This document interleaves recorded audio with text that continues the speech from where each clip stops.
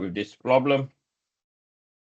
So this problem, okay, initially again can look really, really bad, but it's not so bad. Okay, so we are going to design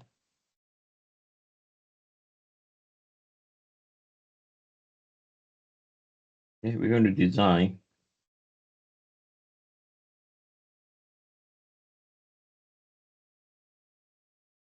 the shear flow. Okay, so this problem, only after you design the shear flow, then everything looks straightforward.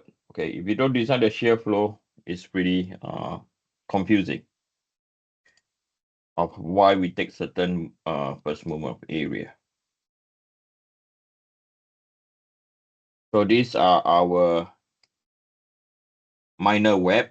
I call it our minor web. It's just a name. Then we have a flange.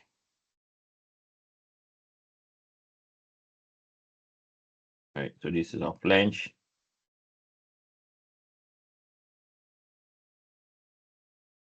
Then this is our major web. Okay. So this is our major web.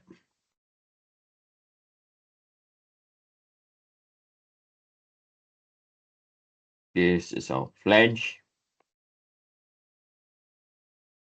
And these are our minor web.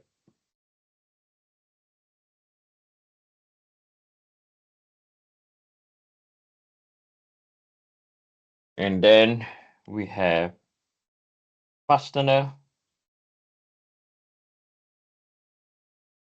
We have fastener over here.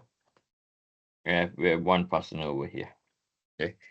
So again, major web controls the flow of Q. We know that. So this will have to come into here. And this will do this. Simple.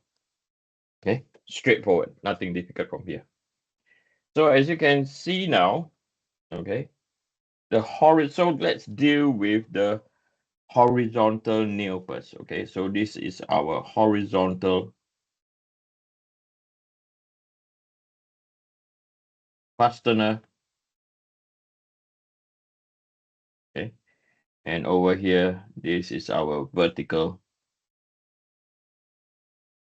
fastener. The horizontal fastener will determine our S value. The vertical will determine our S prime value, as you can see from the diagram. And we are given that based on the values that are given, we have our, this is just a sketch. Okay, so this is our geometric centroid.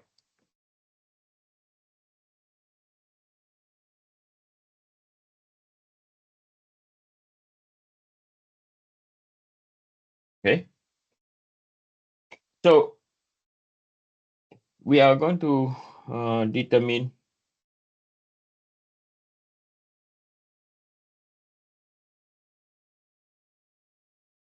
S first. Okay, and if you look at S, right, you have two nails, one on the left. Okay, so where our fastener is located, you have one on the left and one on the right, but the left and right are not related, right? Okay, because failure will occur on the left, on this side, or failure can also occur on the right. Okay, so you can pick either one. You can analyze on the left side or on the right side, not and or. Okay, because the horizontal fastener where failure will occur, this will only affect the left hand side. If you take the right hand side, it will only affect the right hand side. Anyway, the answer will be the same. Okay, right. So we already know. Did we calculate? No, we have not.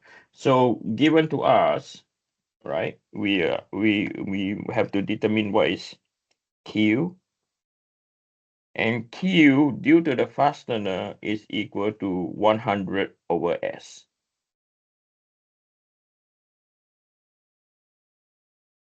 And this is equal to the load of 700 divided by the value IZZ 337.43 and multiply by the first moment of area about the z-axis. Again, what is the first moment of area? So we know, remember, the member must distribute, or the entire member must distribute the what? The shear force or shear stress first, shear flow or shear stress first before transmitting. So this is the whole area that we're going to take. Okay. So this is how important these rules are. Because if you don't know, right, you cannot analyze where your QZ. If you don't know your QZ, you cannot get the right answer. Okay. So now we know there's our QZ. So from here, we are going to determine QZ of the minor web. So this is equal to our width. So we know that ZZ, so this is our width. And over here, this is our depth. Okay, that is our width, and that's our depth.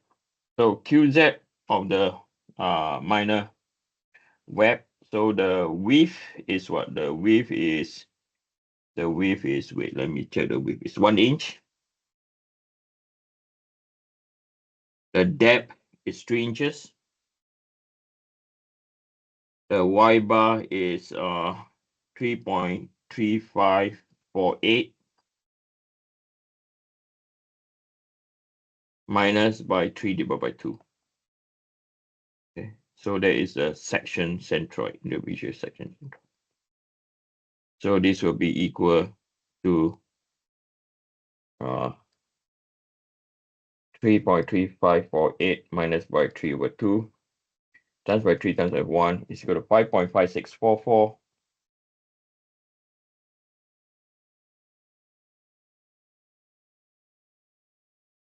inch to the cube, right? So from here, we know that 100 over S is equal to 700 over 337.43 multiplied by 5.5644. Okay. So from here, S will be equal to 100 multiplied by 337.43 divided by 700 divided by 5.5644 is equal to 8.66 inches. I'll write up how it's calculated. Okay, so it's 100 multiplied by 337.43, and then we divide by 700 and 5.5644, and this will be equal to 8.663 inches. Okay. So that is our spacing for our horizontal fastener. Now to consider vertical fastener, right? So now the vertical fastener is over here. I'm going to shade them in green,